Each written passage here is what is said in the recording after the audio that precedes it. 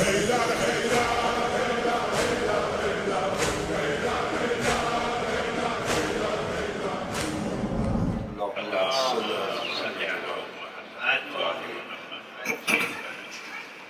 الله الرحمن الرحيم.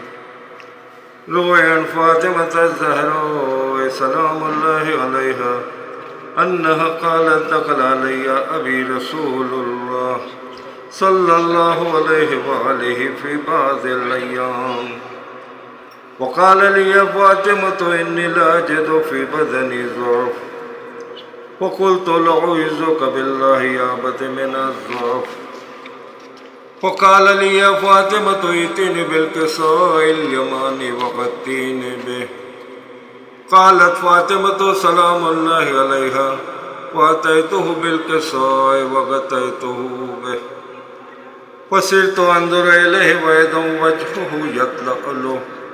يطلع له نورا كأنه القمر في ليلة تمامه وكماله. اللهم صل على محمد. قالت فاطمة سلام الله عليها وما كانت إلا ساعة وإذا بولد الحسن قد أقبل وقال السلام عليك يا أماه وقلت وعليك السلام يا ولدي وقرة عيني وقال يا أماه إني أشم عندك رائحة طيبة كأنها رائحة جدي رسول الله صلى الله عليه وآله وقلت نعم إن جدك نائم تحت الكساء فأقبل الحسن نحو الكساء وقال السلام عليك يا جداه السلام عليك يا رسول الله أتأذن لي أن أدخل معك تحت هذا الكساء قال وعليك السلام يا ولدي قد أذنت لك ودخل الحسن عليه السلام معه تحت الكساء. اللهم صل على محمد وآل محمد وجل. قالت فاطمة سلام الله عليها وما كانت إلا ساعة وإذا بولد الحسين قد أقبل وقال السلام عليك يا أماه وقلت وعليك السلام يا قرة عيني وثمرة فؤادي وقال يا أماه إني أشم عندك رائحة طيبة كأنها رائحة جدي رسول الله صلى الله عليه وآله قلت نعم يا بني إن جدك وقق تحت الكساء فأقبل الحسين عليه السلام نحو الكساء وقال السلام عليك يا جداه السلام عليك يا رسول الله أتأذن لي أن أدخل معك تحت هذا الكساء قال وعليك السلام يا ولدي قد أذنت لك ودخل الحسين عليه السلام معه تحت الكساء.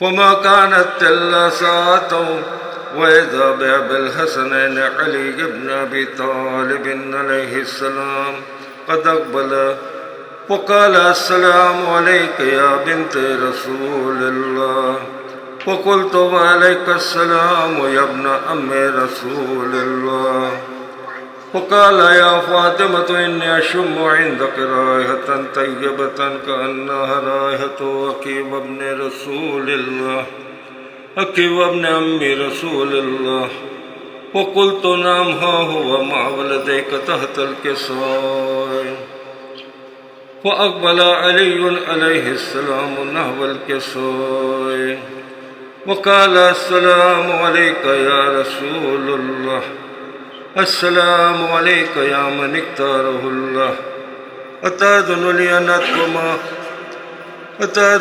أن أدخل معكم تحت هذا الكساء وقال صلى الله عليه وآله وسلم وعليك السلام يا ولي الله يا علي قد أذنت لك. ودخل علي عليه السلام وهم تحت الكساء.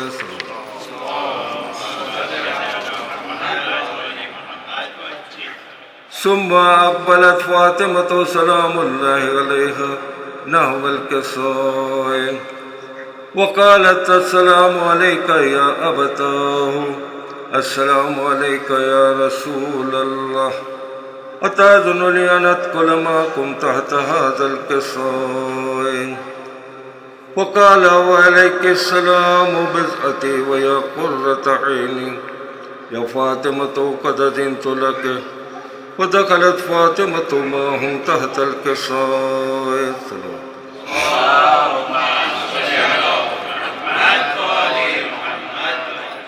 فلما اكتملوا جميعا تحت الكساء قال الله تعالى يا ملائكتي وسكان السماوات وعزتي وجلالي إني ما خلقت سماء مبنية ولا أرضا مدهية ولا قمرا منيرا ولا شمسا مضية ولا فلكا يدور ولا بحرا يجري ولا فلكا يسري إلا في محبة هؤلاء الخمسة الذين هم تحت الكساء.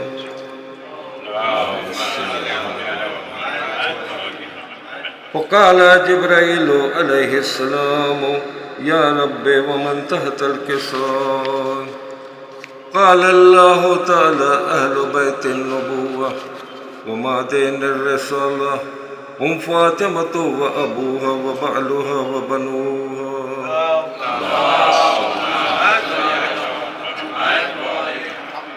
وقال جبرائيل يا رب أتأذن لي أن أهبط إلى الأرض لأكون معهم سادسا؟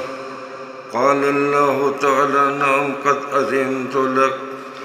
فهبط الأمين جبرائيل وأقبل نحو الكساء وقال السلام عليك يا رسول الله السلام عليك يا من اختاره الله إن الله عز وجل يكرهك السلام ويخصك بالتحية والإكرام ويقول لك وعزتي وجلالي إني ما خلقت سماء مبنية ولا أرضا مدهية ولا قمرا منيرا ولا شمسا مضية ولا فلكا يدور ولا بحرا يجري ولا فلكا يسري إلا لأجلكم ومحبتكم.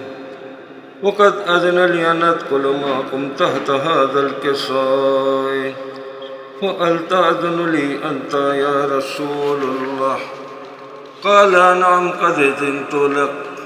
ودخل جبرائيل معهم تحت الكساء وقال لهم إن الله عز وجل قد أوحى إليكم يقول إنما يريد الله ليذهب عنكم الرجس أهل البيت ويطهركم تطهيرا.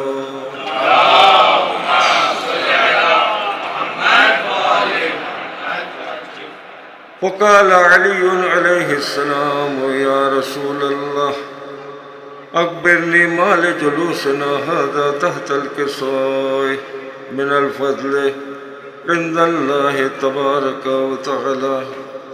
وقال رسول الله صلى الله عليه وآله ما ذكر قبرنا هذا في محفل من محافل أهل الأرض وفيه جمع من شيعتنا ومحبينا إلا ونزلت عليهم الرحمة وحفت بهم الملائكة واستغفرت لهم بلا أن يتفرق. صلوات.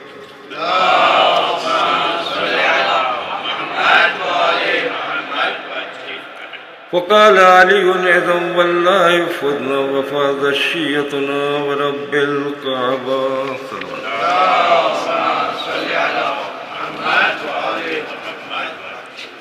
وقال رسول الله يا علي والذي بعثني بالحق نبيا واصطفاني بالرسالة نجيا ما ذكر قبرنا هذا في محفل من محافل أهل الأرض وفيه جمع من شيعتنا ومحبينا وفيهم مهموم إلا وفرج الله همه ولا مغموم إلا وكشف الله غمه ولا طالب حاجة إلا وقضى الله حاجته. اللهم صل وقال علي عليه السلام إذا والله فضنا وسعدنا وكذلك شيعتنا فازوا وسعدوا في الدنيا والآخرة.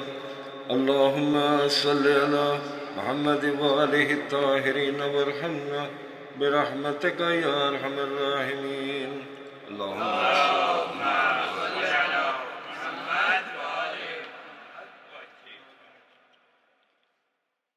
کہتی تھی یہ ماں کو بری میت سے لپٹ کر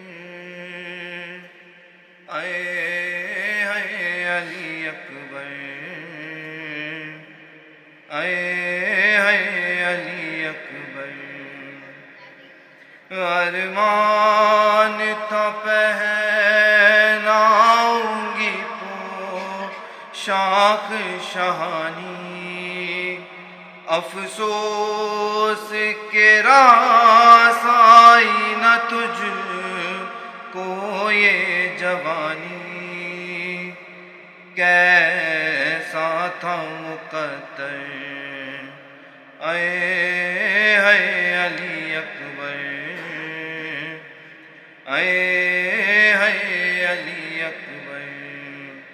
یہ زخم کلیجے کا پیمبر کو دکھانا یہ سوکھی زباں ساقی کوثر کو دکھانا.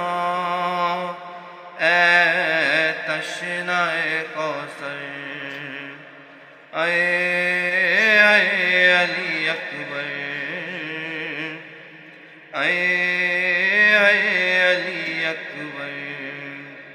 18 برس پال کے پروان چڑھایا وہ گیسو والا ہے میرا خون میں نہایا.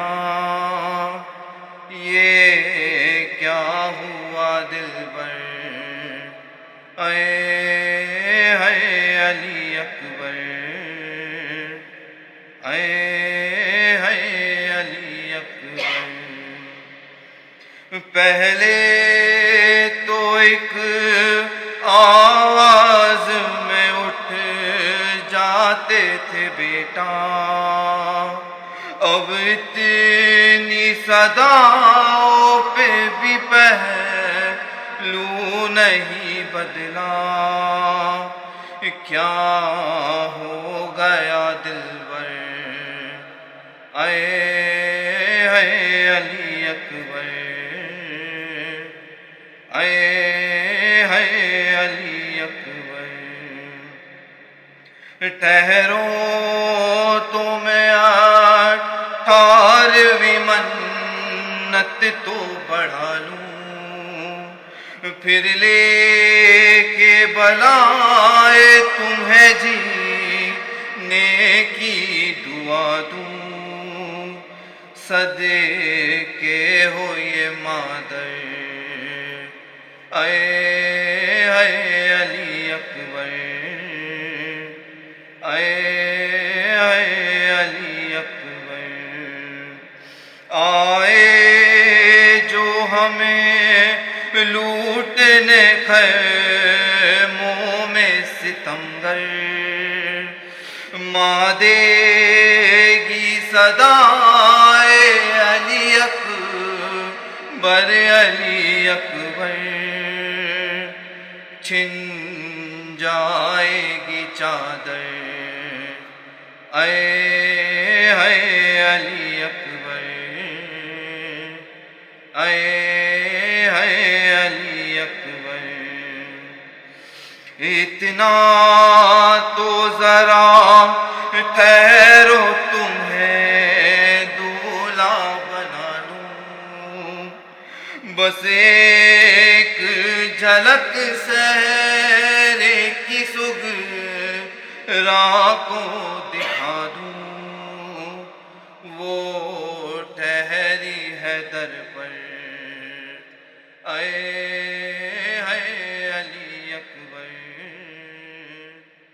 اے علی اکبر۔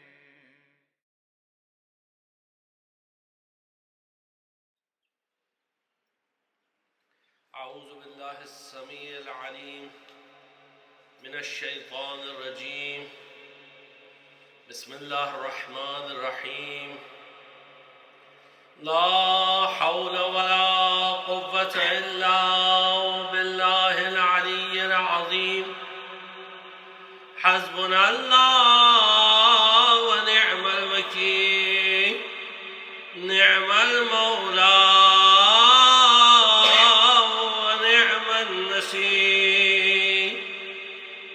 الحمد للہ رب العالمین، والعاقبۃ لأہل التقوی والیقین، والصلاة والسلام علی اشرف الانبیاء والمرسلین، حبیب الہ العالمین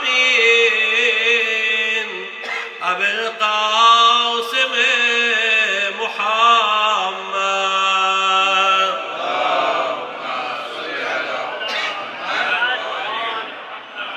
صلی اللہ علیہ وآلہ المعصومین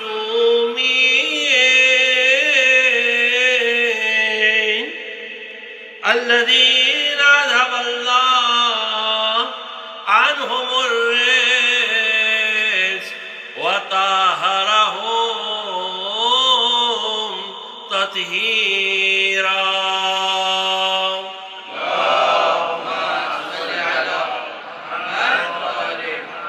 سیما بقیت اللہ فی الارض، امام زماننا وولی امرنا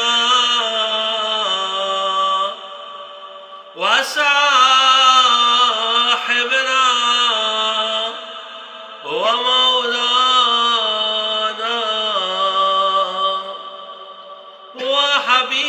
وحبیبنا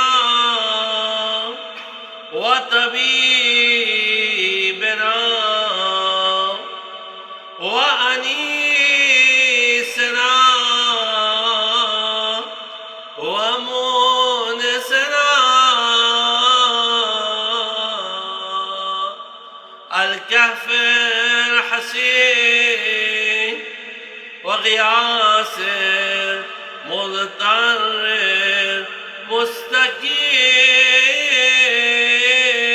مستقيم، روحي وأرواح العالمين له الفداء،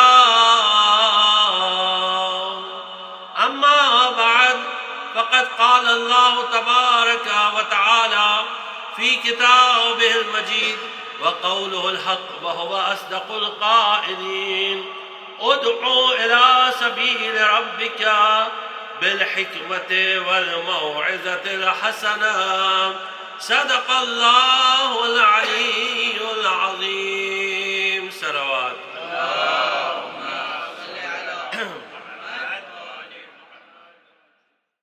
خداوند متعال اس آیت کریمہ میں جس کو اپنی گفتگو کا سرنامہ کلام قرار دیا ہے، جس کا گفتگو کا سرنامہ قرار دیا، اس میں اللہ تعالیٰ فرما رہا ہے ادعو الی سبیل ربک بالحکمت والموعظۃ الحسنہ، یعنی لوگوں کو دعوت دو اپنے پروردگار کے راستے کی طرف حکمت کے ساتھ اور اچھے موعظہ کے ساتھ، اچھی نصیحتوں کے ساتھ۔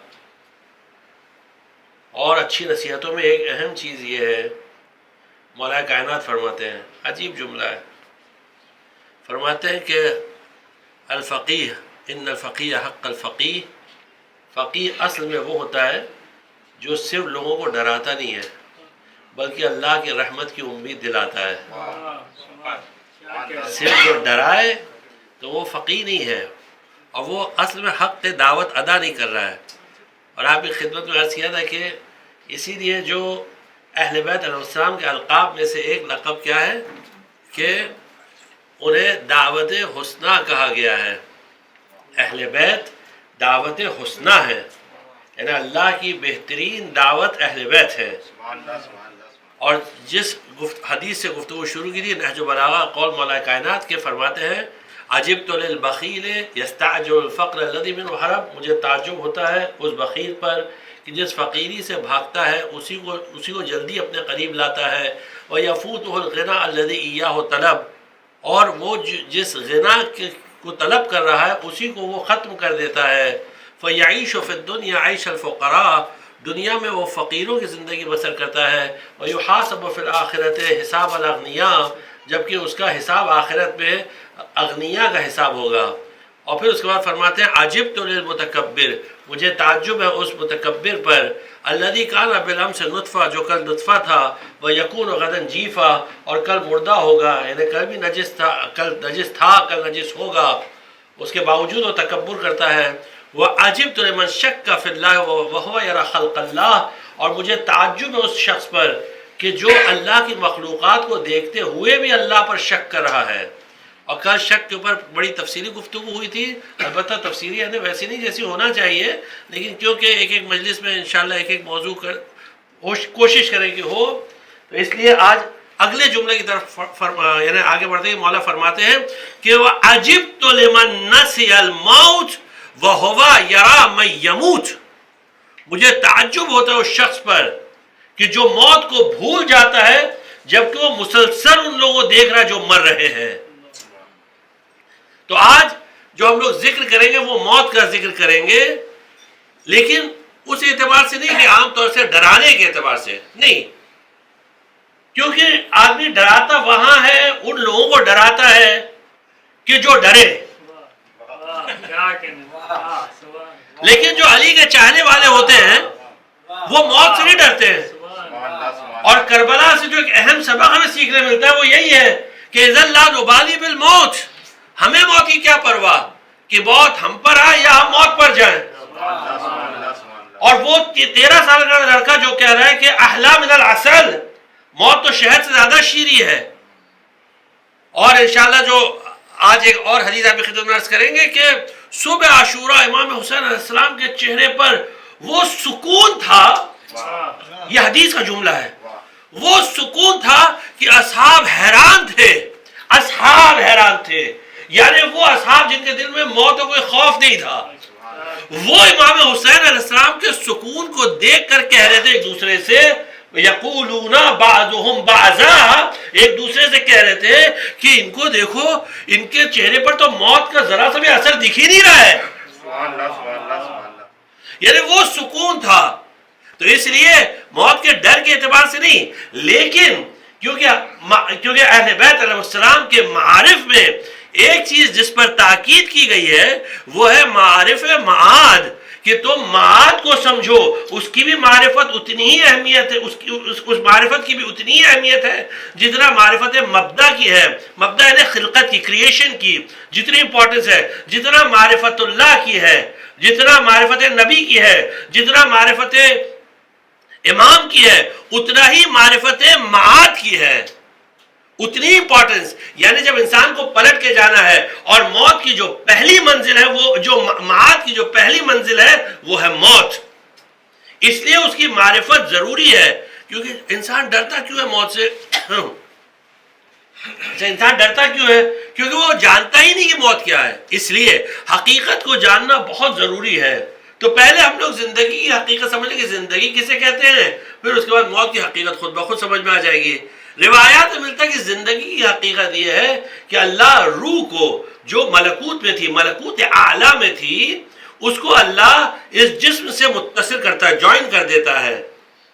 اور یہ کیوں اللہ جوائن کرتا ہے؟ تاکہ اس روح میں، یعنی امام فرماتے، چھٹے امام سے روایت ہے، امام فرماتے کہ اگر اس روح کو، اگر اس روح کو اسی حال پہ چھوڑ دیا جاتا تو اکثر اس روح کی اکثریت میجورٹی خدا ہونے کا دعویٰ کرتی ہے. اتنا پاور اس روح کے پاس ہے.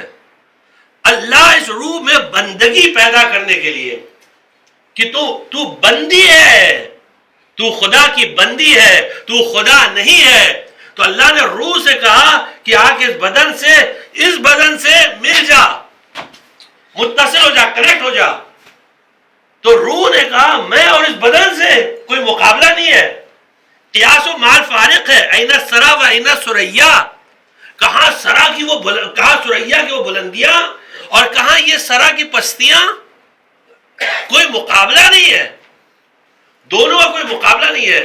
اللہ نے کہا تجھے جڑنا تو پڑے گا، چاہے تجھے پسند ہو یا پسند نہ ہو. اب جب جڑ گئی تو ایسے جڑی کہ موت کے وقت الگ ہونے کا نام نہیں لیتی ہے. تو اللہ کہتا اب تو تجھے الگ ہونا پڑے گا، چاہے تجھے پسند ہو یا پسند نہ ہو. اسی لیے کہتے ہیں کہ افحسبتم، سورہ مومنون کی آیت ہے، افحسبتم، غالباً آیت نمبر 100 ہے جہاں تک ہماری یادداشت ساتھ دے رہی ہے.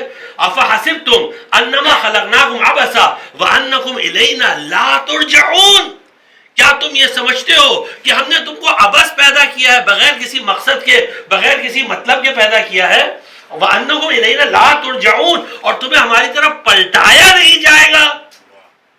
یہ نہیں کہا کہ تمہیں پلٹا نہیں جائے گا، تو پلٹے گی نہیں، تمہیں پلٹایا نہیں جائے گا. یعنی تم سیدھے خود آنے والے نہیں ہو، تمہیں پلٹایا جائے گا، زبردستی لایا جائے گا. ہاں صرف کچھ لوگ ایسے ہیں کہ جن کے بارے میں قرآن نے ایک لفظ استعمال کیا، اور اس لفظ کو یاد کر لیجیے گا، ذہن میں رکھیے گا، کیونکہ پھر وہ لفظ آئے گا.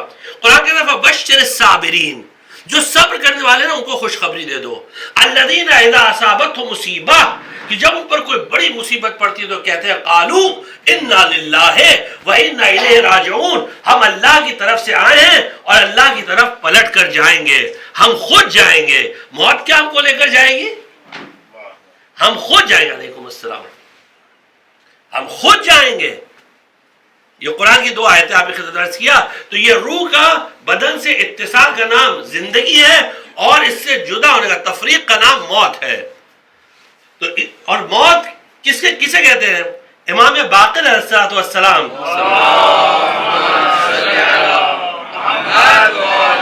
ایک اور سلوات پڑھ دیا.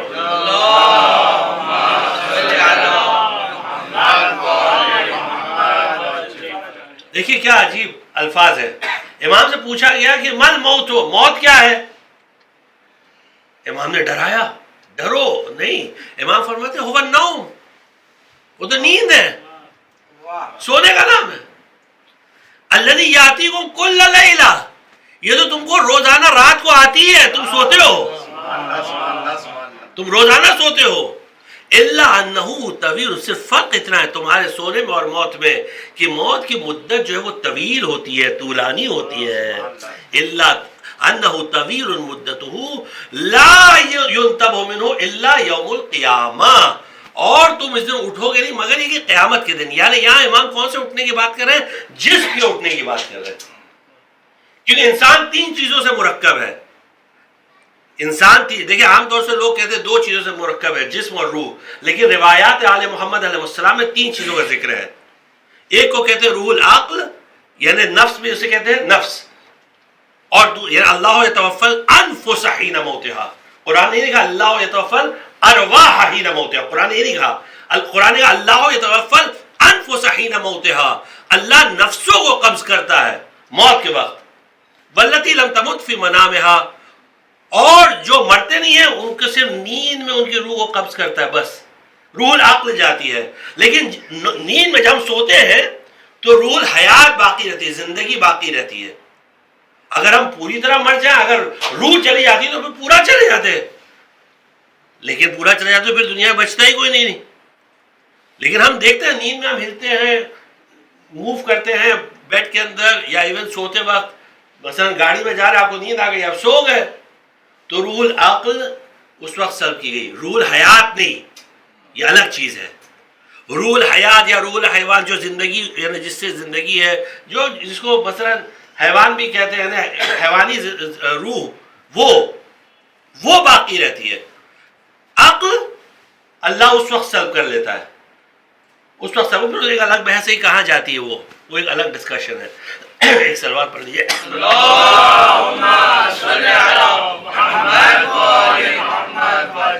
تو دو چیزیں باقی رہتی ہیں، ایک روح الحیات باقی رہتی ہے جب ہم سوتے ہیں، اور دوسرا ہمارا جسم باقی رہتا ہے.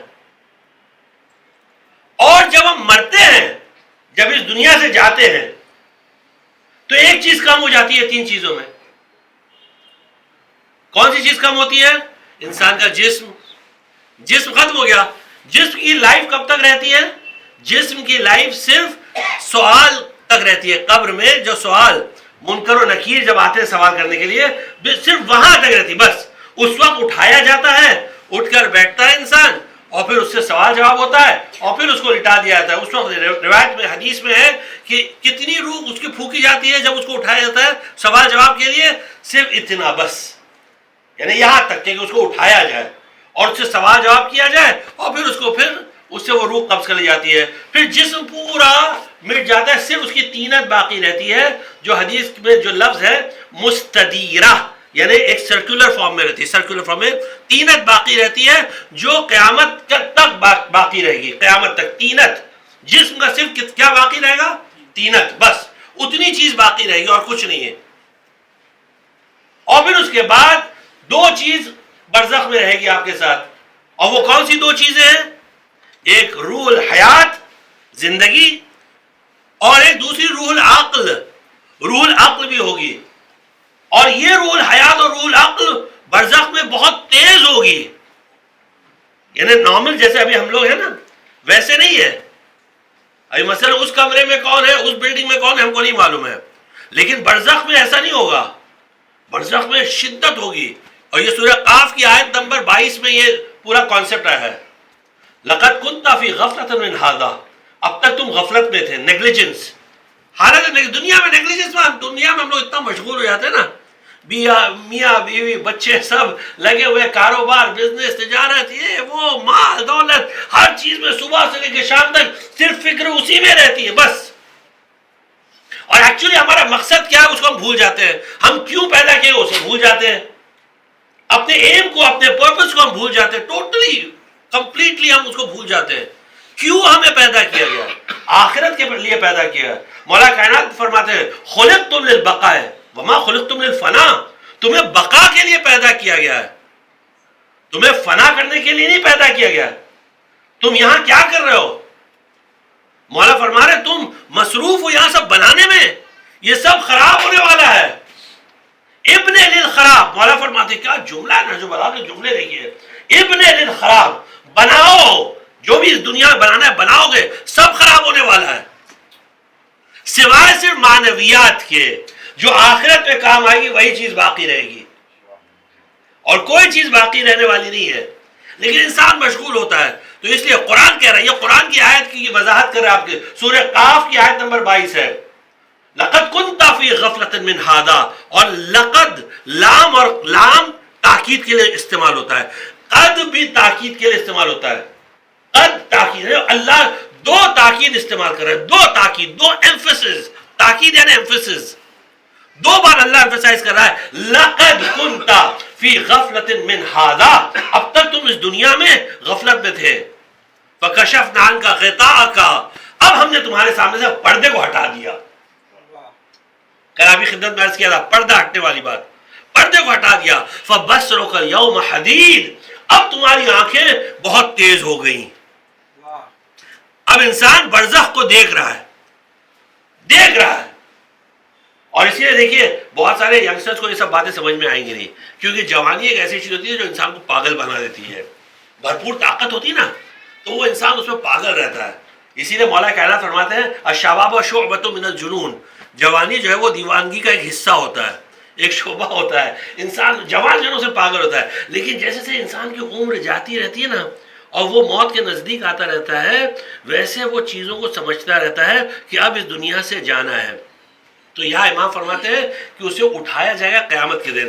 اب دوسری حدیث سن لیجئے. پیغمبر آپ جانتے ہیں نماز شب کے پابند تھے, ہم لوگ کی طرح تو تھے نہیں, پیغمبر تھے تو نماز شب روزانہ پڑھتے تھے. ان کی نماز شب کبھی قضا نہیں ہوتی تھی, بلکہ ان کی نماز شب بڑی تفصیلی اور طولانی ہوتی تھی, بڑی ڈیٹیل میں نماز شب پڑھتے تھے. ابھی اس وقت یہ پیغمبر کی نماز شب کا ذکر کریں, لیکن بہرحال پیغمبر جب نماز شب کے لیے اٹھتے تھے تو راوی کہتے ہیں کانا رسول اللہ صلی اللہ علیہ وآلہ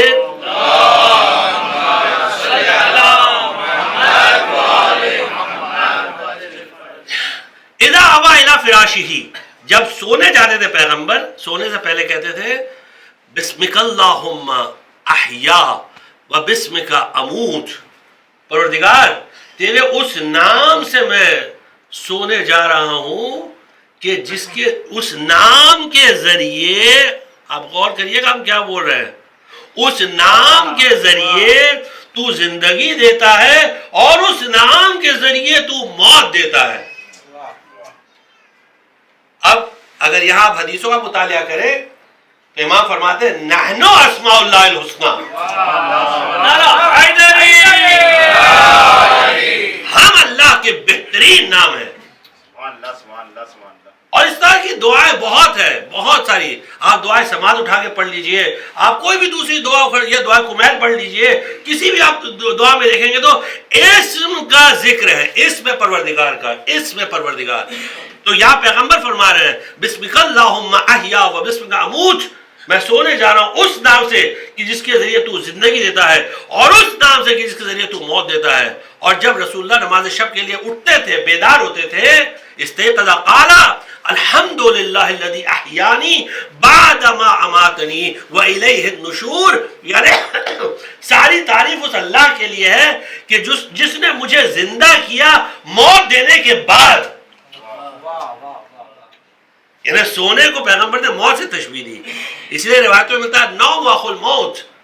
نوم یعنی نیند موت کی بہن ہے, یعنی عربی میں اخو یعنی بھائی, لیکن کیونکہ اردو میں مؤنث ہے اس لیے میں ترجمہ بہن کیا, لیکن عربی میں بھائی ہے. یعنی sleep is the brother of death, ٹھیک ہے نا. انگلش میں تو کوئی مؤنث مذکر ہوتا نہیں ہے, اس لیے وہ لوگ بہت سیریسلی اس کو لے لیے. آپ سمجھ گئے نا کہ ان کے ابھی کوئی مؤنث مذکر کا کوئی تصور ہی نہیں رہا. ایک سلوات پڑھ دیجئے.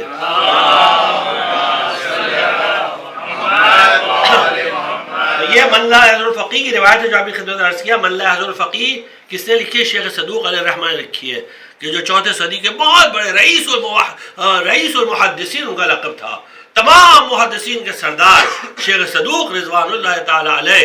ان کی کتاب من لا یحضر الفقیہ جو ہمارے کتب اربعہ میں شمار ہوتی ہے, اس میں جلد نمبر 1 میں صفحہ نمبر 48 پر, پیج نمبر 48 پر, والیوم 1 پیج 48 پہ انہوں نے یہ ذکر کیا. ابھی اور بہت جلدی بڑھنا اپنی منزل کی طرف. ایک منزل پہ آپ کو لانا چاہتے ہیں, آپ سمجھیے. دیکھیے ڈرا بالکل نہیں رہے, قطعاً نہیں ڈرا رہے. ہاں یہ کہ ہم لوگ کو بالکل نیگلیجنٹ بھی ہونا چاہیے کہ گناہ کریں گے, علی کو چاہتے گناہ بھی کر رہے. نہیں, ویسا نہیں ہوتا ہے. علی کا چاہنے والا گناہ نہیں کرتا, یعنی معصوم نہیں ہو جاتا, لیکن جس حد تک ممکن ہے, یاد رکھیے گا اس پوائنٹ کو, کیونکہ گناہ وہ چیز ہے جو انسان کو ولایت کے دائرے سے باہر لے جاتی ہے. اور کس حد تک باہر لے جاتی ہے, کبھی کبھی علی کا دشمن بھی بنا دیتی ہے. یہ بڑی خطرناک چیز ہوتی ہے, جسے ہم گناہ کہتے ہیں نا, یہ بڑی خطرہ. ایک سلوات پڑھ دیجیے.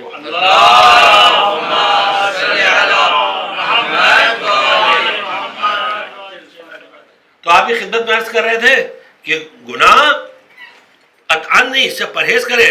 اور روایات میں اس پہ اتنی تاکید ہے کہ بس یہ سمجھ لیجئے کہ ائمہ نے نہ صرف یہ کہا کہ گناہ سے پرہیز کرو, صرف یہ نہیں کہ گناہ سے پرہیز کرو, بلکہ یہ تاکید کی ہے کہ جہاں تم کو ڈاؤٹ ہو گناہ کا, اس سے بھی پرہیز کرو.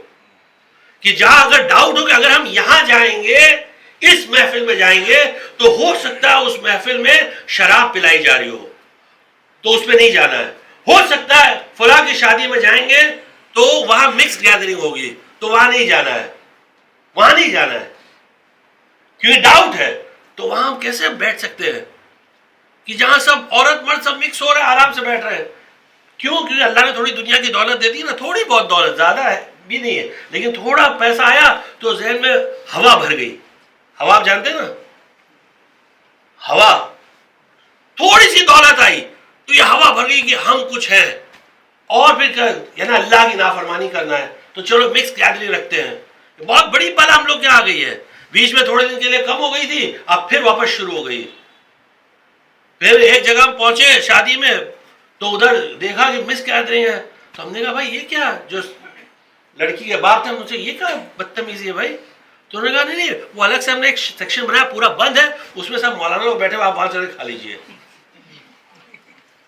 میں نے کہا بھائی وہ بیٹھنے کھانے کی بات نہیں ہے، ہم ایسی جگہ جا نہیں سکتے، ایسی جگہ بیٹھ نہیں سکتے بھائی. تو وہاں لوگ بیٹھے ہوئے جو مذہبی لوگ ہیں ان کو وہاں بٹھا دیا. یعنی جب وہ مولانا کہہ رہے ہوں گے مطلب کہ مذہبی لوگ، جو لوگ متدین ہیں، جو لوگ دیدار ہیں، ان کو مولانا بولتے ہیں. عام طور سے ہم لوگ ایسے ہی بولتے ہیں آئیے مولانا آئیے. کیوں؟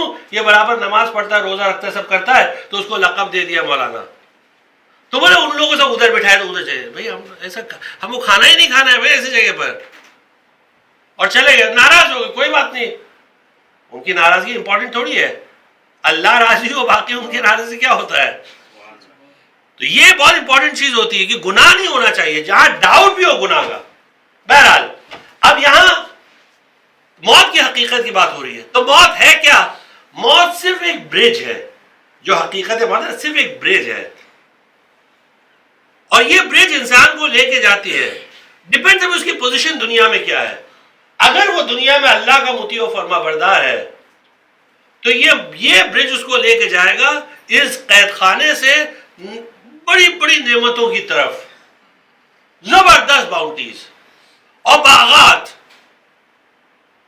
اور اگر وہ گناہگار ہے تو اس کے لیے دنیا قید خانہ نہیں، کیونکہ گناہگار کے لیے سب چیز فری ہوتی نا. دنیا کو قید خانہ کیوں کہا گیا ہے؟ کیونکہ قید خانے میں کیسے ریسٹرکشنز ہوتے ہیں کہ آپ یہ نہیں کر سکتے، یہ نہیں کر سکتے، یہ کرنا پڑے گا، وہ کرنا پڑے گا. اسی طرح مومن کے لیے دنیا میں ہر طرح کے ریسٹرکشنز ہیں، یہ کرنا پڑے گا، یہ نہیں کرنا پڑے گا. لیکن جو مومن نہیں ہے، کافر ہے، اس کے لیے سب جائز ہے، کچھ بھی کرتا ہے وہ. تو اسی لیے اس کو دنیا اس کے لیے جنت کہی گئی ہے. تو سید الشہداء نے روز عاشورہ اسی حدیث میں کہ جب ان کے اصحاب نے دیکھ کر امام حسین السلام کے سامنے یعنی حیرت کا اظہار کیا، تو امام نے اس کامنس کا یعنی کیوں امام اتنے کام تھے اس کی وجہ بتائی، اور یہ فرمایا امام نے ایک خطبہ دیا. اس خطبے کا یہ حصہ تھا کہ صبرن بن الکرام، بن الکرام اے کریموں کے بیٹو صبر کرو. فما الموت الا قنطرہ، موت نہیں ہے مگر ایک برج ہے. برج، قنطرہ برج کو کہتے ہیں. تعبروا بکم، جو تمہیں لے کے جائے گی. یہ موت کہاں لے کے جائے گی؟ عن البؤوس والضراء، بؤوس باس کی جمع ہے پریشانیاں، ذراء یعنی مشکلات. کہاں لے کے جائے گی؟ الی الجنان الواسطۃ یا واسعۃ، یعنی وسیع جنتوں کی طرف، باغات کی طرف. والنعیم الدائمۃ، اور ان نعمتوں کی طرف جو ہمیشہ رہنے والی ہے، وہ نعمت کبھی ختم نہیں ہوگی. فَأَيُّكُمْ يَكْرَهُ، تم میں سے کون ہے جو اس بات کو پسند نہیں کرے گا أَن يَنتَقِلَ مِن سِجْنٍ إِلَىٰ قَصْرٍ، کہ اسے منتقل کیا جائے، ٹرانسفر کیا جائے ایک قید خانے سے ایک پیلس میں؟ وہ پسند نہیں کرے گا؟ یقیناً پسند کرے گا. وَمَا هُوَ لِأَعْدَائِكُمْ، اور یہ جو یزیدی لشکر ہے نا، اس کے لیے موت کیا ہے؟ إِلَّا كَمَن يَنتَقِلُ مِن قَصْرٍ إِلَىٰ سِجْنٍ، اس کے لیے موت ایسی ہے کہ جس کو ایک قصر سے یعنی ایک پیلس سے، ایک محل سے ٹرانسفر کیا جائے قید خانے میں. اب وہ جہنم میں جائیں گے تو ان کے جہنم میں کوئی لیوے نہیں، کوئی ان کو فریڈم نہیں، کچھ نہیں، بلکہ وہ موت مانگیں گے. جہنم میں موت مانگیں گے. قرآن کی آیت ہے کہ وہ موت طلب کریں گے اور ان سے کہا جائے گا کہ خاموش رہو، موت ان کو نہیں ملے گی. یعنی وہ سوچیں کسی طرح ادھر سے چھٹکارا ملے. لیکن یہ کس کے لیے ہے؟ جو علی کے دشمن ہے، جو ولایت علی کے خلاف ہے. انشاءاللہ اس منزل پر پہنچیں گے. اور پھر اس کے بعد مولا فرماتے ہیں کہ اسی لیے میرے جد بزرگوار رسول خدا صلی اللہ علیہ وآلہ وسلم نے فرمایا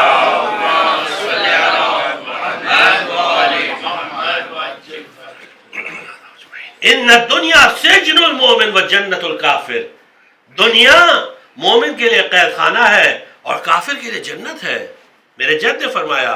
اور پھر اس کے بعد والموت جسر ہؤلاء الی جناتہم و جسر ہؤلاء الی جحیمہم، موت برج ہے مومنین کے لیے، ان کو جنت میں لے کے جائے گی، اور جو گناہگار اور کافر اور مشرک ہے اور منافق ہے ان کو ان کے جہنم میں لے کے جائے گی. اور پھر فرماتے سید الشہداء نے روز عاشورہ فرمایا ما کذبت ولا کذبت، نہ میں نے کبھی جھوٹ بولا ہے اور نہ مجھے کبھی جھٹلایا گیا ہے، یعنی میری بات ایک دم سچ ہے اور یہ لوگ اس کا مشاہدہ کریں گے، اس کو دیکھیں گے. اب یہاں ایک دوسری حقیقت کی طرف بہت جلدی چلتے ہیں. دیکھیے موت ایک حقیقت ہے اور موت ایسی چیز ہے کسی کو بھی آ سکتی ہے. یہاں خطاب ہمارا صرف جوانوں سے زیادہ ہے کہ بزرگ ہمارے وہ تو ہم سے زیادہ جانتے ہیں، ہم سے زیادہ ان کو تجربہ سب کچھ ہے، لیکن جوان اکثر ہمیں بتانا کہ اتنا اس میں جوانی کا جوش رہتا ہے اور اتنا زندگی کا یقین ہوتا ہے، زندگی کا اتنا یقین ہے کہ وہ سوچتا ہے ہم توبہ کریں گے بعد میں، گویا اس نے بعد دیکھ لیا ہے. اس نے بعد دیکھا ہے، کسی نے بعد دیکھا ہے، کسی نے کل دیکھا ہے، کسی نے نہیں دیکھا. اللہ کس کے لیے کیا مقدر کرتا ہے کوئی بتا نہیں سکتا. اور ابھی تو الحمدللہ ایک ایسی بلا ہے، ہم لوگ دعا کرتے ہیں یہ بلا دور ہو، وبا جسے کووڈ کہتے ہیں، لیکن الحمدللہ اس لیے کہا کہ بہت سارے لوگوں کے دل میں سے خوف خدا ڈال دیا، لوگ واقعی اللہ سے ڈرنے لگے. اور جتنا کووڈ سے ڈر رہے تھے اگر اس کا 10% اللہ سے واقعی ڈرتے ہیں تو کووڈ ان سے ڈرتی ہے. اور پھر اذا لا نبالی بالموت، کووڈ ہم پہ آئے یا ہم کووڈ پہ جائیں کوئی فرق نہیں ہے. اگر آدمی تیار ہوتا ہے استعدوا للموت، اس لیے موت ایک حقیقت ہے. کل نفس ذائقۃ الموت، قرآن اعلان کر رہا ہے، دو آیتوں میں اعلان ہو رہا ہے کل نفس ذائقۃ الموت. بہت کم قرآن کی آیتیں ایسی ہیں کہ جو پوری مثلا وہ جو آیت پوری ایسے 4 الفاظ پوری اس طرح ریپیٹ ہوتے ہیں، بہت کم ہیں ایسے نہیں، لیکن ایک کانسیپٹ کے اعتبار سے ہر نفس کو موت کا مزہ چکھنا ہے، کوئی اس میں ایکسیپشن ہے ہی نہیں. حتیٰ کہ رسول اللہ صلی اللہ علیہ وآلہ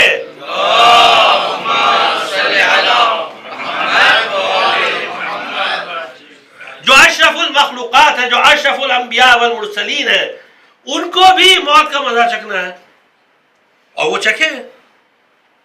البتہ ہم لوگ کی طرح نہیں، ہاں اس کو غلط مت سمجھیے گا، انشاءاللہ وہ بھی آپ بھی ختم ہے. بس جلدی عرض کر رہے ہیں. تو قرآن کی آیت ہے سورہ جمعہ میں آپ پڑھتے ہیں، سورہ جمعہ نماز جمعہ پڑھتے ہیں، سنتے بھی ہیں.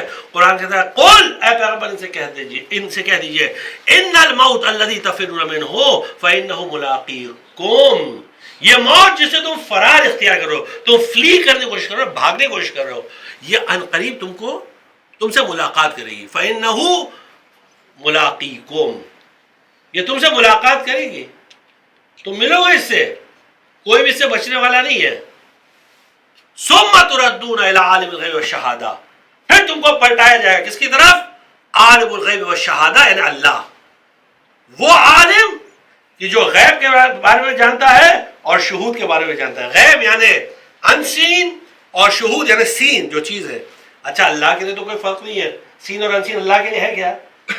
یہ خالی ہم لوگوں کو سمجھانے کے لیے. کیا سمجھانے کے لیے؟ جو تم چھپ چھپ کے گناہ کر رہے تھے اور تم سمجھتے ہو کسی کو نہیں معلوم ہے نا، وہ اللہ سب جانتا ہے، اس سے کوئی بھی چیز پوشیدہ نہیں ہے، اس سے کوئی بھی چیز چھپی ہوئی نہیں ہے. ثم تردون الی عالم الغیب والشہادہ فینبئکم بما کنتم تعملون، اور عنقریب وہ تمہیں خبر دے گا، وہ بتائے گا کہ تم کیا کرتے تھے. یہ سورہ جمعہ کی آیت نمبر 8 ہے. اس کے بعد سورہ نساء کی آیت نمبر 78 میں ارشاد ہوتا ہے کہ اینما تکونوا یدرککم الموت ولو کنتم فی بروج مشیدہ، تم جہاں بھی ہو، اینما کنتم، اینما تکونوا، اینما تکونوا، تم جہاں بھی ہو، یدرککم الموت، موت تمہیں پہنچ جائے گی. یدرک ادراک کا مطلب ہوتا ہے پہنچنا. جیسے آپ کہتے ہیں نا یا علی ادرکنی، یا علی ادرکنی آپ کہتے ہیں نا، اے علی مجھ تک پہنچیے. ادراک کا لٹرل میننگ عربی میں ہوتا ہے پہنچنا. تو موت تم تک پہنچے گی، تم فرار اختیار کر رہے ہو، یہ تم تک پہنچے گی. یدرککم الموت ولو کنتم فی بروج مشیدہ، چاہے تم بڑی بڑی عمارتوں میں ہی کیوں نہ رہو. بڑا محل بنایا ہے، یہ بڑا محل ہے، یہ کتنے کمرے کا ہے؟ 40 کمرے کا. وہ کتنے کا؟ وہ 20 مالے کی بلڈنگ ہے. وہ کتنے؟ 27 مالے کی. ملک الموت 27 مالے تک نہیں پہنچ سکتے. ہاں، ان کے لیے ہائٹ کی کوئی قید ہے؟ وَلَوْ كُنْتُمْ فِي بُرُوجٍ مُشَيَّدَةٍ. بہرحال مولا کائنات ایک عجیب تشبیہ دیتے ہیں، فرماتے ہیں کہ الموت الزم لکم من ذلکم. یہ غرر حکم کی حدیث ہے، جو کل آپ کے سامنے غرر کا انٹروڈکشن کیا تھا، بتایا تھا غرر کسے کہتے ہیں، کس کتاب کا نام ہے غرر، جس میں 10,760 حدیثیں ہیں. الموت الزم لکم من ذلکم. موت، غور کریے گا، موت تمہارے سائے سے زیادہ تم سے قریب ہے. یعنی موت کا سایہ ہمیشہ تمہارے اوپر ہے. کبھی یہ مت سمجھنا کہ تم موت سے بھاگ سکتے ہو. اگر سائے سے بھاگ سکتے ہو تو موت سے بھاگو، لیکن موت قریب ہے. اور پھر فرماتے ہیں وَأَمْلَكُ بِكُم مِّنْ أَنفُسِكُم، اور جتنا خود تم اپنے آپ پر ملکیت اور حکومت نہیں رکھتے ہو، اس سے زیادہ ملکیت موت تم پر رکھتی ہے، اس سے زیادہ اس کی ملکیت ہے، بہت قریب ہے. اس کے بعد فرماتے ہیں لیکن اس سب کے باوجود دیکھیے ہم لوگ سب جانتے ہیں کہ فلاں مر گیا. یعنی ہم عرض کیا ابھی تھوڑے دن پہلے جو مجلس میں عشرے میں عرض کیا تھا، تو وہی چیز جملہ ریپیٹ ہے، کیونکہ بہت سارے لوگ وہاں کے یہاں بھی ابھی اس وقت بیٹھے ہوئے ہیں، لیکن ریپیٹ کر رہے ہیں، کوئی بات نہیں. ان ذکر تنفع المؤمنین، یا دہانی مومنین کے لیے بہتر ہوتی ہے. اکثر ایسا ہوتا ہے کہ ہم یہ سمجھتے ہیں، یعنی ہم سے پہلے جو لوگ تھے وہ ان کا انتقال ہو گیا. ہم نے بتایا کہ یہاں ہماری اس مجلس میں بہت سارے بزرگ آتے تھے، وہ ابھی دنیا میں نہیں رہے. آتے تھے، نہیں رہے. تو ہم سے پہلے بہت سارے ہمارے برابر یا تھوڑا ہم سے چھوٹے تھے، وہ بھی چلے گئے. بہت سارے اور بھی کم بہت چھوٹے تھے، وہ بھی چلے گئے. یعنی تقریباً 15 سال چھوٹے وہ اس دنیا سے چلے گئے. 20 سال ہم سے چھوٹے تھے، 20 سال 30 سال کی ایج میں. ابھی کووڈ میں تو بہت سارے گئے. ابھی ہمارے ایک عزیز ہیں، دوست ہیں، ان کے لڑکے کا 40 سال کا ان کا لڑکا تھا، 40 سے بھی کم شاید اس کی ایج تھی، اور 3 بچیاں 3 لڑکیاں تھیں. ابھی اس کا انتقال ہوا. 1 ہفتہ 10 دن ہوا ہوگا، میرے خیال سے 10 دن انتقال ہو گیا. اب وہ سوچ سکتا تھا؟ نہیں. وہ پلاننگ پوری کر رہا تھا کہ ابھی یہ کرنا ہے، یہ کرنا ہے، یہ کرنا ہے. کوئی نہیں، کسی کو نہیں معلوم. البتہ وہ لڑکا متدین تھا، دیندار تھا، امام زمان کا خدمت گزار تھا، تو وہ ساتھ میں موت کی بھی تیاری کرتا تھا. یقیناً ہر آدمی کو جانا ہے، لیکن جوانوں میں ہم نے بتایا نا ایک چیز، ایک وہ ہوتی ہے، ایک ایشورنس ہوتا ہے کہ ہم نہیں مریں گے. اکثر ایسا ہوتا ہے. اور کبھی کبھی تو بوڑھے بھی ایسے ہو جاتے ہیں، کبھی کبھی ایسا ہوتا ہے. ہاں، مولا کائنات فرماتے ہیں، یہ مولا کائنات کا جملہ ہے کہ العاقل اذا شاب شب عقلہ. عاقل جب بوڑھا ہوتا ہے تو اس کی عقل جوان ہوتی ہے. عاقل عقل مند آدمی جب بوڑھا ہوتا ہے اس کی عقل جوان ہوتی ہے. والجاہل اذا شاب شب جہلہ، اور جاہل جب بوڑھا ہوتا ہے تو اس کی جہالت جوان ہوتی ہے. اسی لیے بہت سارے پولیٹیشنز کو دیکھیں گے نا، پولیٹیشنز جو حکومت کے دیوانے ہوتے ہیں، 90 سال کی عمر ہو گئی ہے، دونوں پیر کے بلکہ آدھے زیادہ جسم لٹکا ہوا ہے، لیکن شوق ابھی بھی ہے. آپ پارلیمنٹ میں دیکھ لیجیے ممبر لوگ کو، کچھ ایسے ہیں بھائی یہ 91 ایئرس کے ہیں، یہ 93 ایئرس ہے پارلیمنٹ میں ابھی. ہاں، ابھی یہ بات کر رہے ہیں، ابھی جن کے خلاف کارروائی ہوئی ہے، واضح نا، طالبان کو سپورٹ کر رہے تھے تو ان کے خلاف کارروائی ہو گئی. کیا ہے جو کہ آپ جانتے ہیں؟ 91 ایئرس، لیکن شوق ہے. بہرحال حدیث مولا فرماتے ہیں العاقل اذا شاب شب عقلہ والجاہل اذا شاب شب جہلہ. عاقل جب بوڑھا ہوتا ہے اس کی عقل جوان ہوتی ہے، یعنی وہ عبادت زیادہ کرتا ہے. اور جاہل جب بوڑھا ہوتا ہے تو اس کی جہالت جوان ہوتی ہے، یعنی وہ اللہ سے اور دور ہوتا ہے، دنیا میں اور غرق ہوتا ہے. لیکن بہرحال یہاں مولا فرماتے ہیں ما خلق اللہ عز و جل یقیناً، اللہ عز و جل نے کسی یقینی چیز کو پیدا ہی نہیں کیا کہ لا شک فی ہے، جس میں کوئی شک ہے ہی نہیں. اشبہ بشکن، جو شک سے زیادہ سب سے زیادہ قریب ہے، شبیہ، شک سے سب سے زیادہ سملر ہے، یعنی اس کے بارے میں سب لوگ شک کرتے ہیں کہ سب لوگ مریں گے سوائے ہمارے، سب کو جانا ہے سوائے ہمارے، ہم نہیں مریں گے بس. لا یقین فی ہے کہ جس پہ لوگوں کو یقین نہیں ہے. من الموت ہے، موت ایسی چیز ہے کہ جس کے بارے میں 90% سے زیادہ 95% سے زیادہ لوگوں کو یقین ہے ہی نہیں کہ وہ مرنے والے ہیں. ایک صلوات پڑھ لیجیے محمد والا.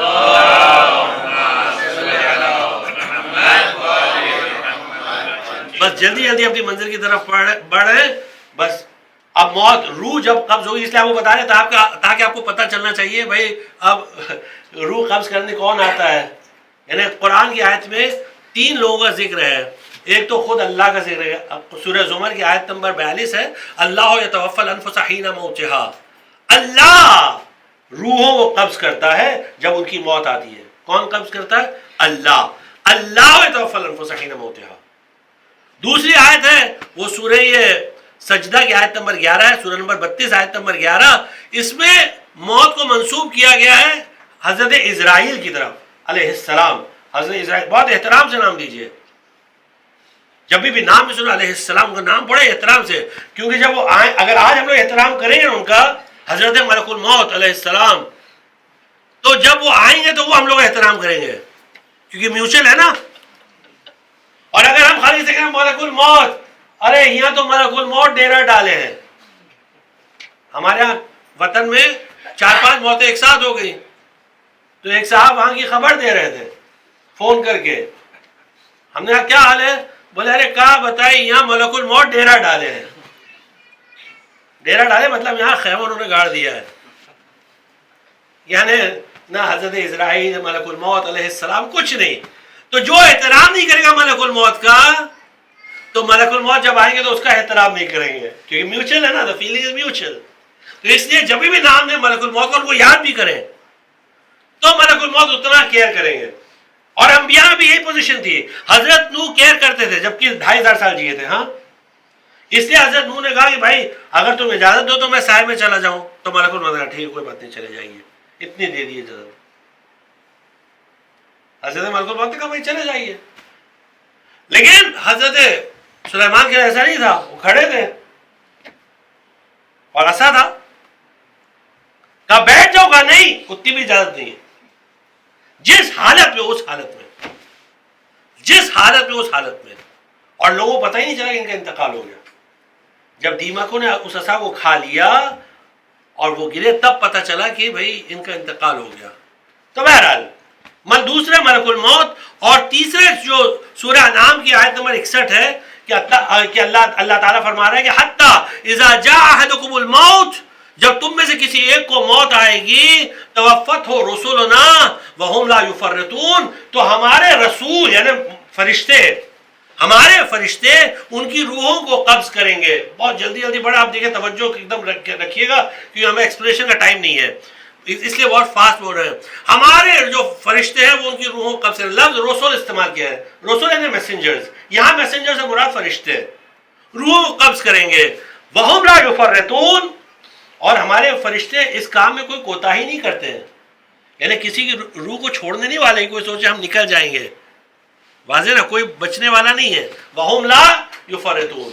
اب ایک زندیق آیا جناب امیر علیہ السلام کے پاس، جیسے کل آپ کی خدمت میں عرض کیا تھا نا شک کے بارے میں، ویسے ایک زندیق نے ایتھسٹ کو کہتے ہیں، وہ آیا اور کہنے لگا یا امیر المومنین مجھے قرآن پہ عقیدہ نہیں ہے. کہا کیوں؟ کہ قرآن میں کانٹرڈکشن، وہی کل والی حدیث، لیکن دوسری حدیث ہے، یہ دوسری، یہ بھی احتجاج تبرسی میں ہے. ہمارا کہنا تھا کیا اعتراض ہے؟ اس نے کہا قرآن میں 3 جگہ روح قبض کرنے کا ذکر ہے. ایک جگہ لکھا اللہ قبض کرتا ہے، ایک جگہ لکھا ملک الموت قبض کرتے ہیں، تیسری جگہ لکھا ہے کہ اللہ کے رسول قبض کرتے ہیں. تو اس میں حقیقت کیا ہے؟ تینوں تو صحیح نہیں ہو سکتے. مولا کائنات نے فرمایا ان اللہ اعز، اللہ اس سے زیادہ عزیز ہے، باعزت ہے کہ سب کی روح خود قبض کرے.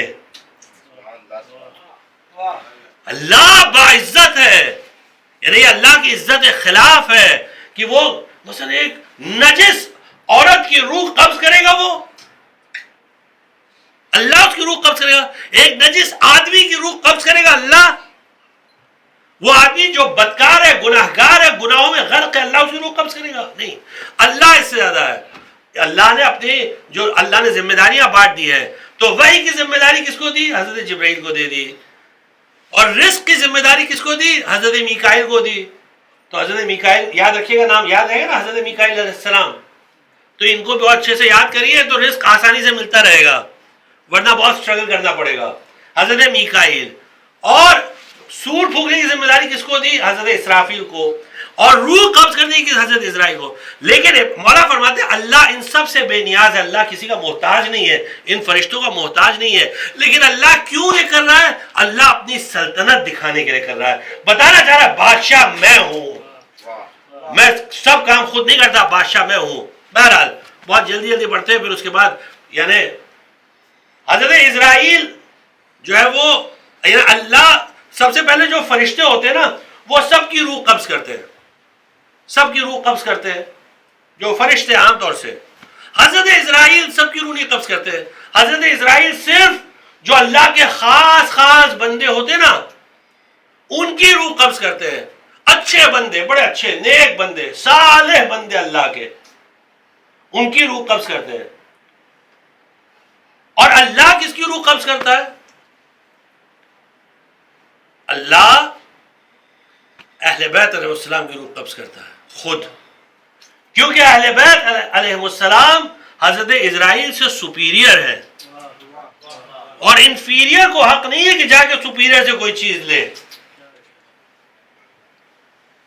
تو اس لیے اللہ نے یہ ذمہ داری حضرت اسرائیل علیہ السلام کو بھی نہیں دی، بلکہ اللہ نے یہ ذمہ داری خود اپنے پاس رکھی ہے۔ اب ایک بات اور بتا دیں، سنیں گے؟ آپ سننے کے لیے تیار ہیں؟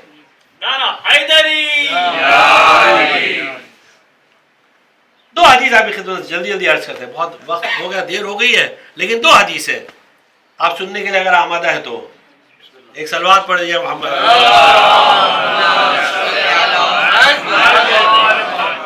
کیونکہ ایک حدیث جو ہے وہ ہم نے اہل تسنن کی کتاب سے لیا ہے۔ ایک کتاب ہے اہل تسنن کے ہاں جس کا نام ہے الریاض النظرہ یا نظرہ، یعنی ہرے بھرے باغات، کس کے بارے میں؟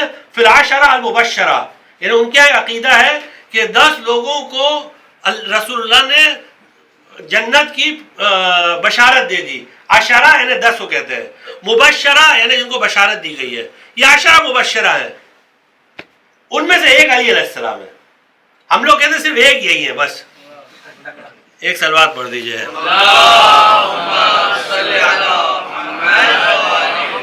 کتاب کا نام واضح ہو گیا نا، الریاض النظرہ فی العشرہ المبشرہ۔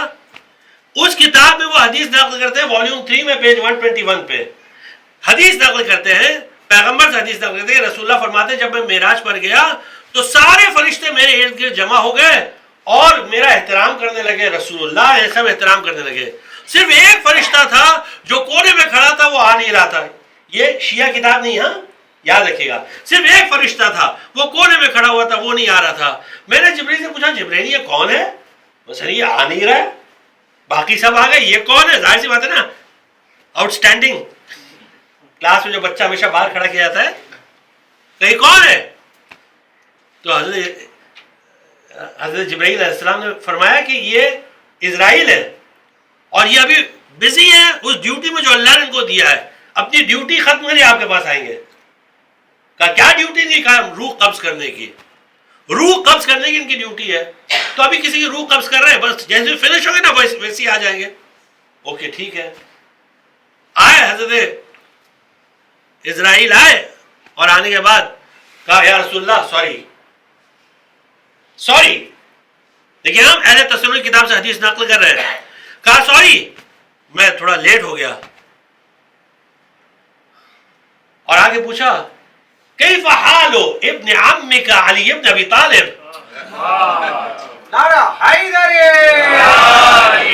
آپ کے چچا زاد بھائی علی ابن ابی طالب کا حال کیسا ہے؟ تو رسول اللہ نے پوچھا اتعرفہ، تم پہچانتے ان کو؟ تو کہا کیسے نہیں پہچانوں گا، کیف لا اعرفہ، کیسے نہیں پہچانوں گا؟ جب اللہ نے مجھے حکم دیا کہ تم سب کی روح قبض کرو گے تو اس میں کچھ ایکسیپشنز لائے. جو سب سے پہلا ایکسیپشن تھا وہ آپ کا نام تھا. ایکسیپشن، استثناء. سب سے پہلے آپ کا نام تھا کہ آپ کی روح قبض نہیں کروں گا.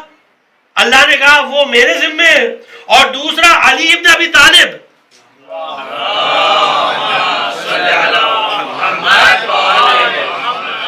تو میں نے پوچھا کہ علی ابن ابی طالب کون ہے؟ تو اللہ نے کہا یہ محمد کا چچا زاد بھائی ہے، یہ نفس رسول ہے، تمہیں حق نہیں ہے اس کی روح قبض کرنے کا، تم بہت انفیریئر ہو اس سے. اب یہ ایک حدیث ہو گئی. اب دوسری حدیث، بس جلدی جلدی ختم کر رہے ہیں.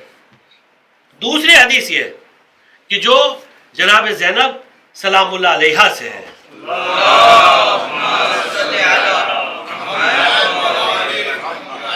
یہ حدیث کامل الزیارات میں جو ابن قولوی کی ہے، مرحوم ابن قولوی کی کامل الزیارات، یہ بھی چوتھی صدی 4th سینچری کے عالم تھے.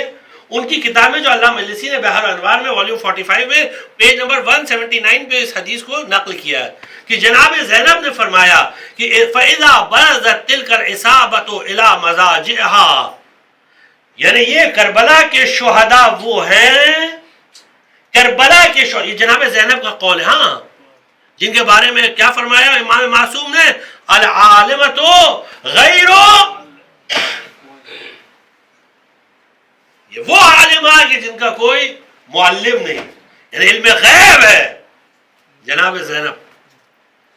یہ وہ ہے، یہ وہ گروہ ہے کہ جب ان کی موت آتی ہے، یعنی کون؟ شہداء کربلا. تولی اللہ جل وعز قبض ارواحها بیدہ، اللہ نے یہ فیصلہ کیا کہ ان کی روح کو میں خود قبض کروں گا. یعنی حضرت اسرائیل کو بھی یہ اختیار نہیں ہے کہ وہ شہداء کربلا کی روح کو قبض کرے. دیکھیں آپ کو ریفرنس بھی دے دیا. اب حدیث صحیح ہے غلط ہے، یہاں وہ جا کے علماء سے پوچھے کہ بھئی کیا یہ حدیث ہے. اور آج کل تو بہت سارے علم الحدیث پہ جن کو یہ نہیں معلوم کہ علم الف سے لکھتے ہیں عین سے لکھتے ہیں، وہ علم الحدیث پہ بحث کر رہے ہیں.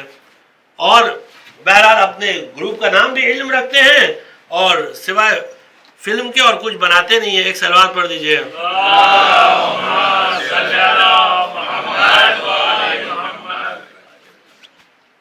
تو یہ ہے موت کی چند باتیں آپ کی خدمت میں عرض کی. لیکن سب سے اہم چیز کیا ہے؟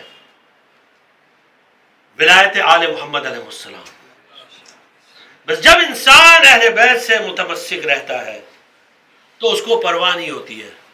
اور اسی لیے ہمارے یہاں بڑے بڑے علماء اصحاب، ہم اہل بیت کی خود کی بات نہیں کر رہے ہیں، انہوں نے اپنی جانیں دی اس راہ میں. آپ جانتے ہیں شہید اول جناب محمد مکی، شہید ثانی شیخ زین العابدین رضوان اللہ تعالی علیہما، شہید ثالث قاضی نور اللہ شوشتری، اور بہت سارے علماء اور بہت سارے عام افراد بھی جن کے دل میں اہل بیت کی محبت تھی، غرق تھے وہ. ان کو کسی کی پرواہ نہیں تھی، موت کی پرواہ نہیں تھی کہ موت ان کے اوپر آئے یا وہ موت کے پاس جائے. اسی لیے امام فرماتے ہیں کہ امام باقر علیہ السلام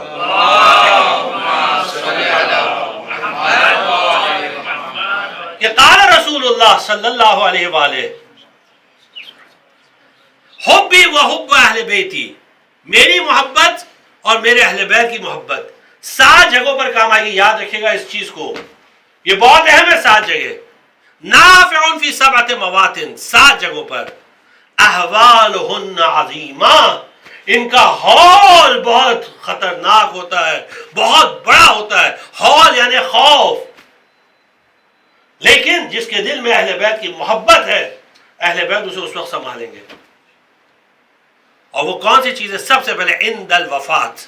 وفات کہتے ہیں یعنی توفی کو، یعنی توفی یعنی روح کو قبض کرنے کو کہتے ہیں.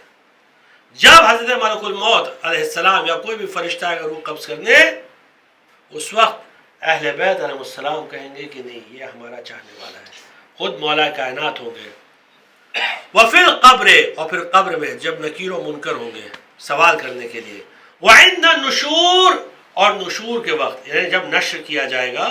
نشر کا مطلب یہ ہوتا ہے کہ جب لوگ یہاں وہاں بھاگیں گے، کیونکہ آپ جانتے ہیں قیامت کے کتنے منازل ہیں، 50 منازل ہیں، اور ہر منزل کتنے سال کی ہے؟ 1000 سال کی ہے.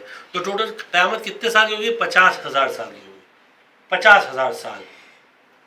اب یہ نہیں معلوم کہ اس دنیا کے سال یا آخرت کے سال، وہ نہیں پتہ ہے. ہاں الگ الگ ہے. بہرحال وہ ایک الگ بحث ہے. 50,000 سال کم سے کم، یا ہم لوگ 40-50 سال میں تھک جاتے ہیں، لیکن وہاں 50,000 سال. تو نشر، اور پھر عند الکتاب، جب حساب و کتاب جب پیش کیا جائے گا.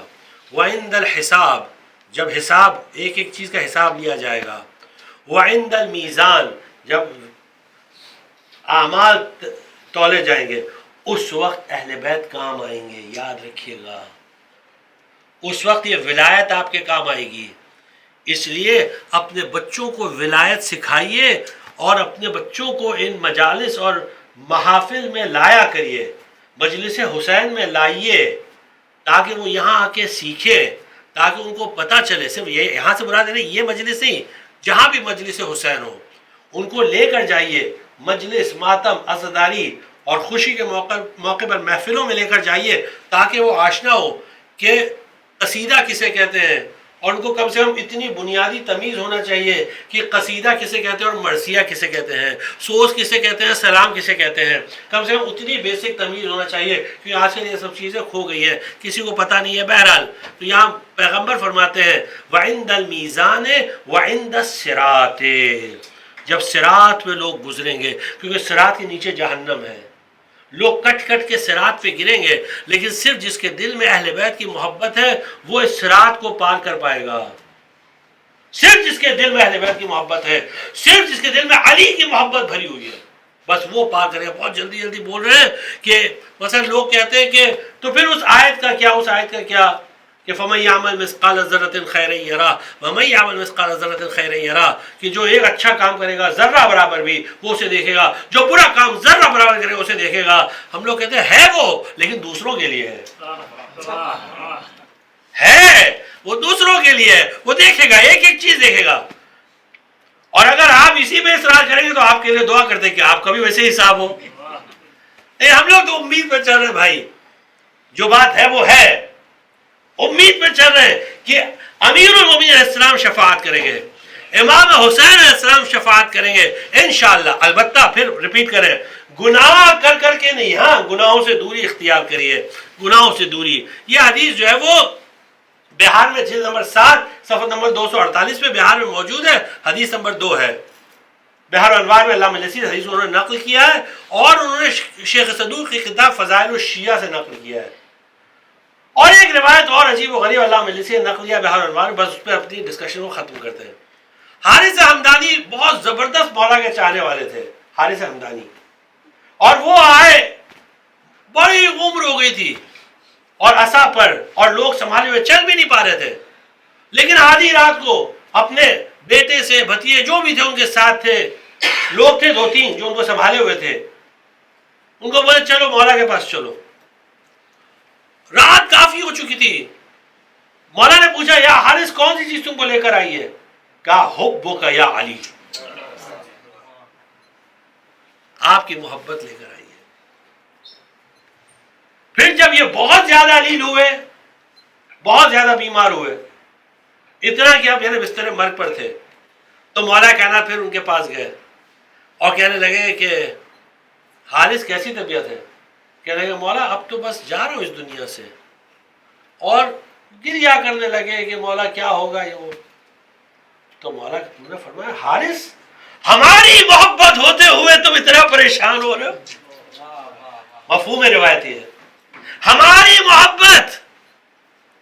تو یہ حدیث بہت طولانی، لیکن ہم اس کو بہت جلدی جلدی پڑھتے ہیں کہ اس کو شاعر اہل بیت ہمیری نے شعر کی شکل میں نقل کیا ہے کہ یا ہار حمدان، مولا کائنات نے فرمایا اے حارث حمدانی، من یمت یرنی من مومن و منافق قبلا، جو مرے گا وہ مجھے دیکھے گا ضرور، چاہے وہ مومن ہو چاہے منافق ہو. یعرفنی طرفہ، اس کی آنکھیں مجھے دیکھیں گی، وعارفہ بنعتہ واسمہ وما عملا، اور یعنی میں اس کو بھی پہچانوں گا اس کے صفت کے ساتھ، اس کے نام کے ساتھ اور اس کے اعمال کے ساتھ.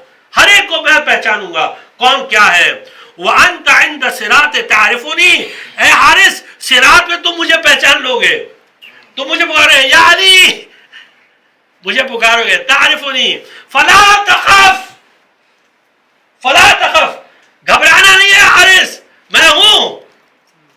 فلا تخف عثرة ولا زللا، نہ تم پھسلو گے نہ گرو گے، کچھ نہیں ہوگا تمہیں.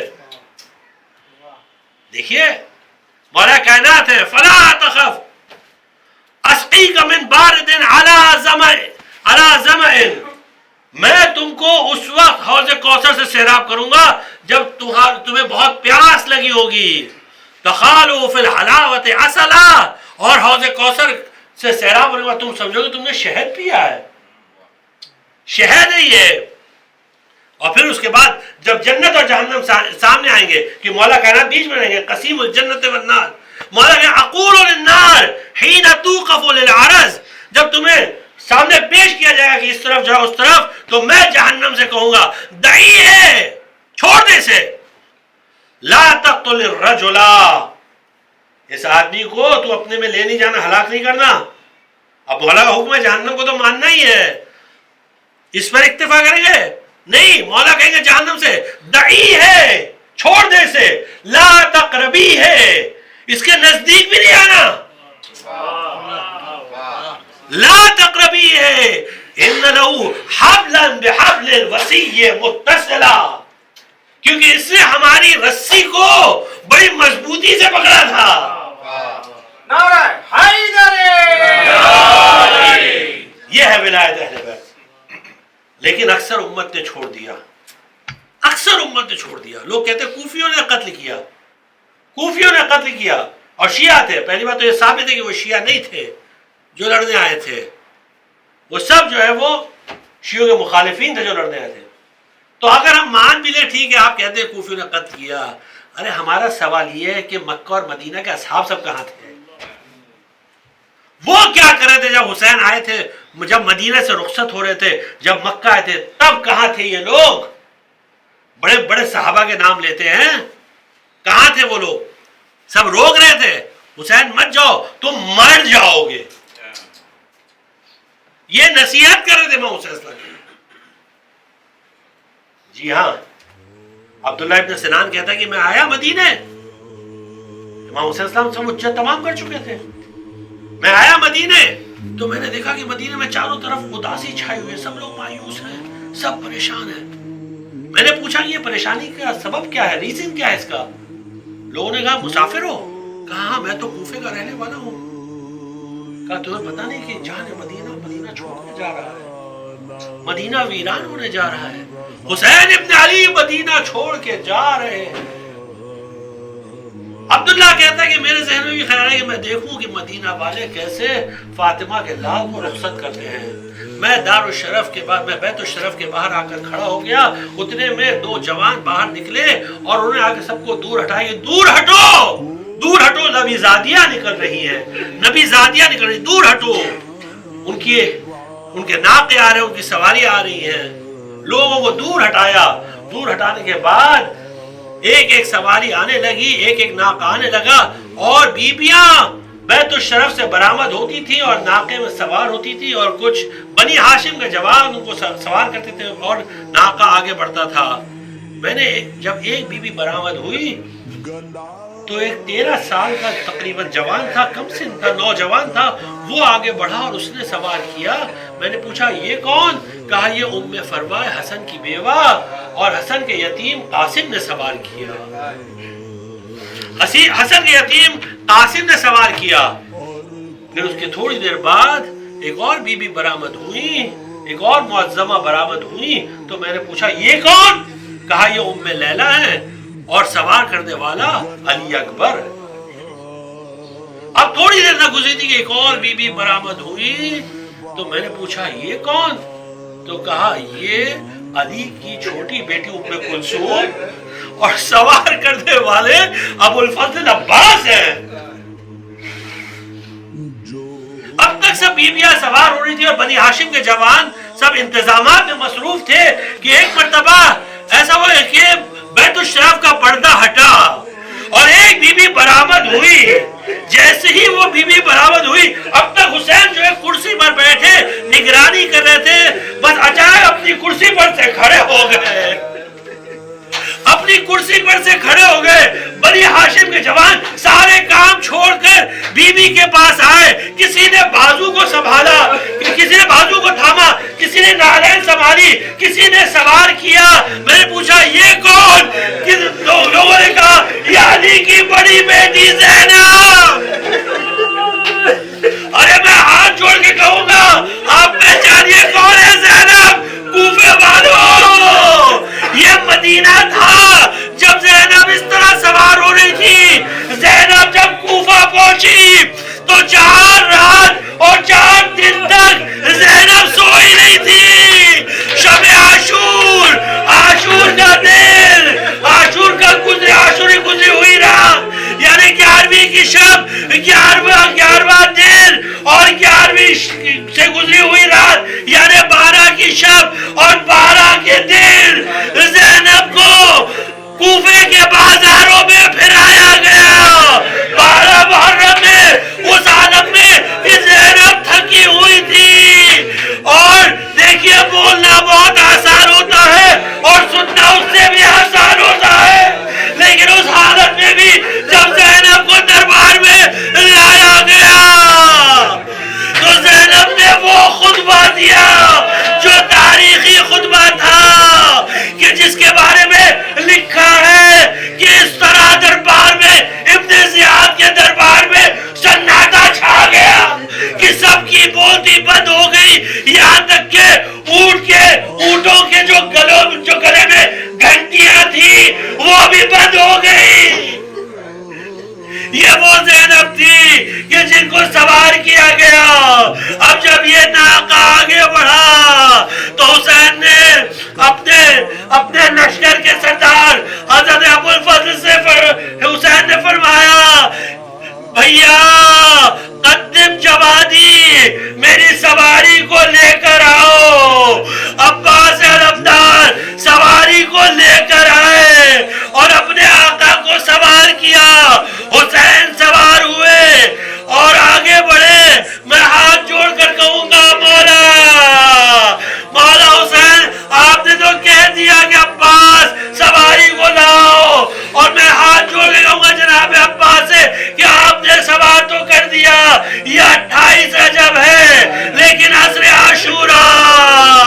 ایک مرتبہ حسین قتل گاہ کی طرف دیکھ کر کہیں گے ایکم یقدم جوادی، فرات کی طرف دیکھ کر کہیں گے بھیا عباس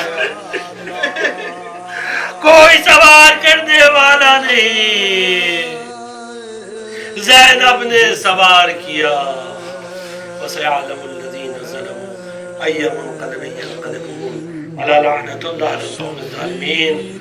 پروردگار امام زمان علیہ السلام کے ظہور میں تعجیل فرما، پروردگار امام زمان علیہ السلام کے ظہور میں تعجیل فرما، پروردگار امام زمان علیہ السلام کے ظہور میں تعجیل فرما، ہم کو ان کے آوان و انصار میں شمار فرما۔ پروردگارہ جو لوگ پریشان حال ان کے پریشانیوں کو دور فرما، جو مقروض ہیں ان کے قرضوں کو ادا فرما، جو لا ولد ہیں ان کو اولاد نیک اور صالح عطا فرما، جو اپنے وطن سے دور ہوں ان کے وطن صحیح و سالم لوٹا دے۔ شیعان حیدر کرار دنیا میں جہاں جہاں بھی ہے ان کی جان مال عزت اور آبرو کی حفاظت فرما، بالخصوص شیعان افغانستان کی جان مال عزت اور آبرو کی حفاظت فرما، اتباعت عالیات اور روضات و مقدسات کی حفاظت فرما، جو ان کی حفاظت کر رہے ہیں ان کی حفاظت فرما۔ ہمیں دنیا میں زیارت محمد اور آل محمد اور آخرت میں شفاعت محمد اور آل محمد سے مشرف فرما۔ ایک سورہ فاتحہ اور 3 بار اللہ پڑھ کے مرحوم اقبال بھائی علی حسین وکیل، مرحوم محمود بھائی رضا حسین وکیل، مرحوم روشن بھائی رضا حسین وکیل اور وکیل فیملی کے جملہ مرحوم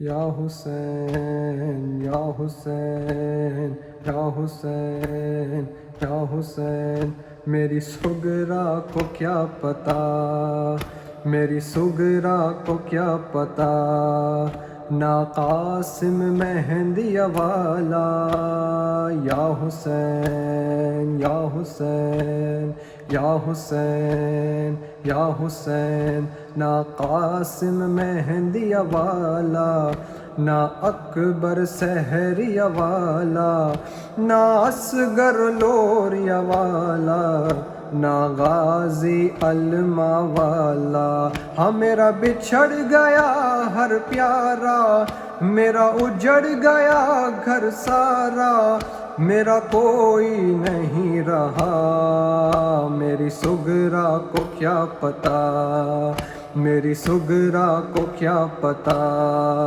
ہائے کنبہ اجڑ گیا، میری سغرا کو کیا پتا، میری سغرا کو کیا پتا، میری سغرا کو کیا پتا، وہ خاک پہ میرا اکبر بے بازو شیر دلاور، وہ ٹکڑے قاسم مضطر، وہ خون میں ڈوبا لشکر، ہاں میرا بچھڑ گیا ہر پیارا، میرا اجڑ گیا گھر سارا، میرا کوئی نہیں رہا، میری سغرا کو کیا پتا، میری سغرا کو کیا پتا، ہائے کنبہ اجڑ گیا، میری سغرا کو کیا پتا، میری سغرا کو کیا پتا، میری سغرا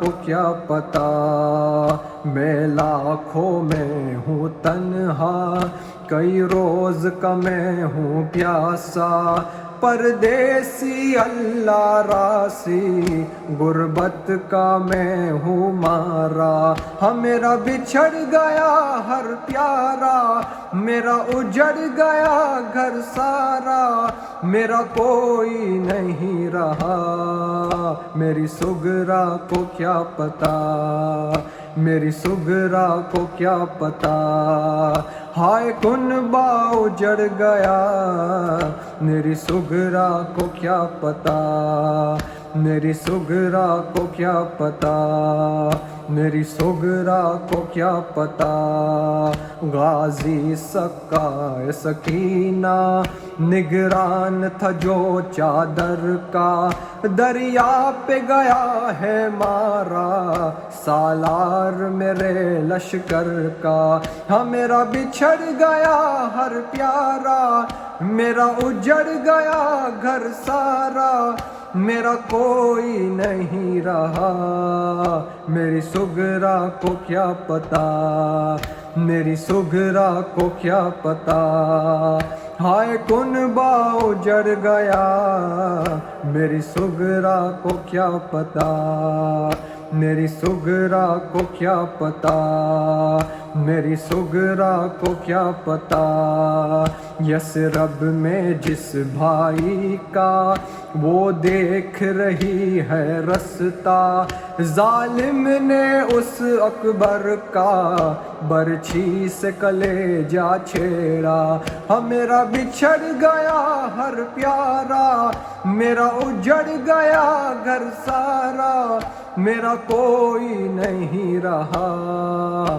میری سغرا کو کیا پتا، میری سغرا کو کیا پتا، ہائے کنبہ اجڑ گیا، میری سغرا کو کیا پتا، میری سغرا کو کیا پتا، میری سغرا کو کیا پتا، میرے قتل کی اب تیاری، تیروں کی بارش جاری، خیموں میں آہو زاری، بیٹی اب میری باری، ہاں میرا بچھڑ گیا ہر پیارا، میرا اجڑ گیا گھر سارا، میرا کوئی نہیں رہا، میری سغرا کو کیا پتا، میری سغرا کو کیا پتا، ہائے کنبہ اجڑ گیا، میری سغرا کو کیا